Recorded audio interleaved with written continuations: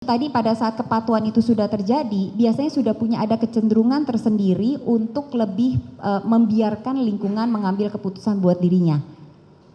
Karena dia sudah punya daya kepatuhan, itu sudah dikonfirmasi dengan hasil tes, tingkat kepatuhan yang cukup tinggi, sehingga ketika kemudian terjadi pergolakan batin, ada kecenderungan Richard untuk lebih membiarkan lingkungan yang membuat keputusan dan saya ngikut. Apalagi kemudian banyak faktor lain juga yang terlibat, dia berada pada institusi yang sangat kaku. Dia berada levelnya sangat di bawah dibanding yang lain ada di ruangan tersebut. Kemudian dari sisi usia juga dia masih belum matang.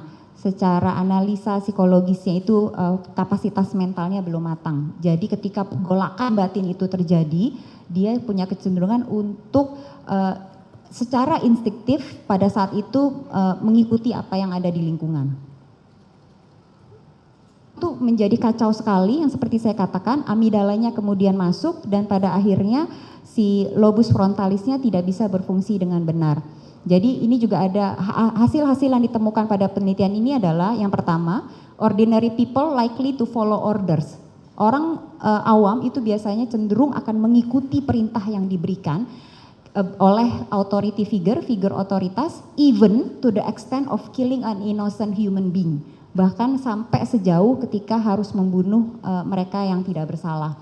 Kemudian yang kedua, hasil penelitiannya juga membuktikan people tend to obey orders from other people if they recognize their authority as morally right and or legally based. Jadi kita cenderung mengikuti perintah dari yang lain ketika memang kita ngelihat si figur otoritas ini secara moral benar, jadi bisa saja pemuka agama, bisa saja pimpinan, dan secara legal, secara hukum memang dia punya kemampuan itu.